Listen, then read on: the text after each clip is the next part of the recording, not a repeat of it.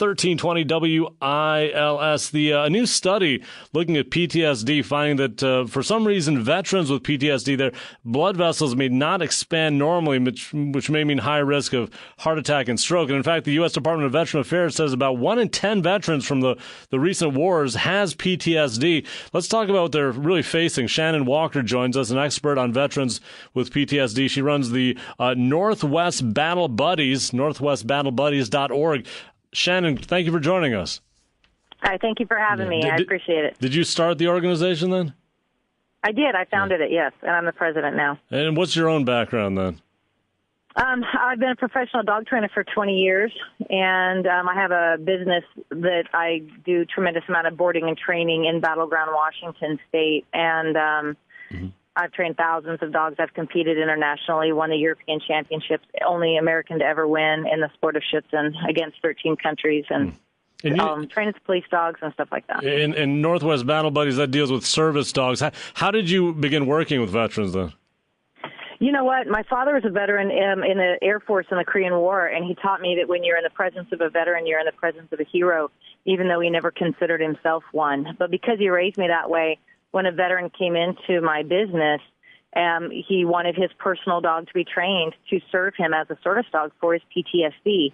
And through that process, I saw him change. I learned about PTSD. I learned about the suicide rate of 22 veterans a day in America. And I saw him change. And it was so significant. He was heavily involved in therapy at the VA. And when his buddies saw the change in him, they started coming to me looking for help. And in my simple-minded thinking, I thought, if I can just adopt dogs out of shelters that are young and healthy and train them, then I can gift them to the veterans. And how did that work then? Wonderful, wonderful. I started a 501c3. As soon as I had an idea, I went to my first shelter. They checked out my reputation. I walked out with 5 dogs for free, and we got started. And how difficult is it to train a dog to be a service dog? You know what? As long as you have a well-bred dog that is healthy and social to begin with, and then you have the knowledge base that I have, it's actually not difficult at all. It just takes time. We put in about 350 hours in each dog. It's about a 7-month process preparing the dog, and then the veterans go through about 2 months of training with us with their individual dog before we gift them to them, and then they go out and live life with that animal. And what is the connection that occurs between a service dog and a veteran? You know, it's amazing. Independence and freedom comes almost automatically. We see miracles happen before our eyes in the fact of what the veteran overcomes. I've seen veterans who, the very first time we take them out in the mall, to make training. I had a veteran that his helicopter went down in the Gulf War. He lost everybody but his best friend, and he kept him alive in shark-infested waters for hours, and then years later lost that best friend to suicide. And this particular veteran had not stepped inside a mall in 14 years, but he did it without question, without hesitation or complaint to make training with his service dog. And what's particularly wonderful to observe is when the veteran is having an anxiety attack or a flashback and watching that dog interact with them and lick their face and interrupt that moment and bring them back and get them grounded to the moment of now. They take them out of their mind where they're reliving a trauma. And they bring them back to today and help ground them and get them back. And how do the dogs sense that that's happening? You know, the body goes through a chemical change, just like epileptic or diabetic person. When the body starts to stress, you're talking about that study, but when the stress starts to come and the anxiety starts to come, metabolically they change, and the dogs sense that through the interaction and the relationship and the intimacy of the training. And the dog will immediately, the dog will start moving towards the owner or doing so. What does the dog do at that moment? Jump in their lap, lick their hands, lick their face, wake them up from nightmares, jump on top of them. And that's what they're trained to do. Yes. Yeah. By the way, I'm talking to Shannon Walker, founder of NorthwestBattleBuddies.org, training service dogs to work with veterans. And what does it do when you have a veteran who's had PTSD for many years? How are their symptoms affected then over time?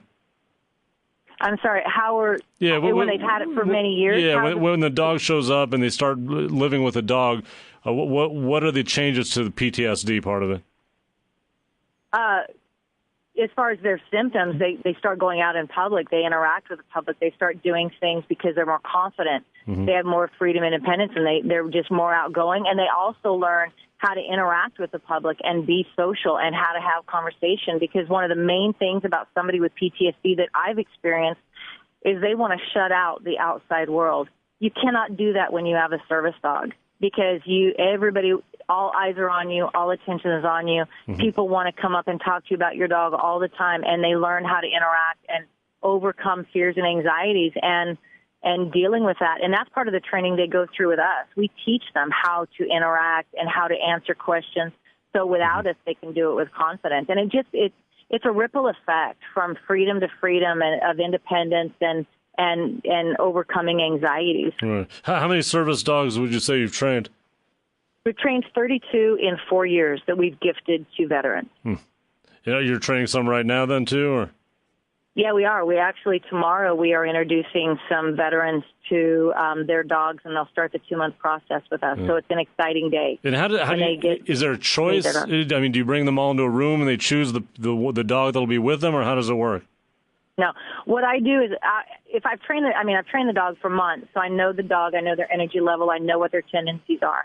And the application that the veterans ask us, that they fill out, tells me their lifestyle, how they live, if they have other dogs, if they have a job, if they're in an apartment, all of that. And I pair them up to what I think which dog and temperament is going to match that lifestyle. And that is how we do that. Is a connection like the instant they see each other typically? Or? Yes, it's beautiful. It's actually very emotional.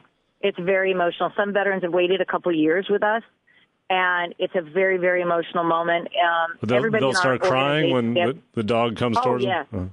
Absolutely. Yes, that's a common thing. They just burst into tears, hugging the dog. The dog immediately gets up in their lap. A lot of times will start licking their face, or they'll sit respectfully, just right there and be hugged. But that's a common thing that they burst into tears. It's really, it's what gets us through, because everybody who helps, we're all volunteers. I'm a volunteer. We have one paid staff, and it is our secretary.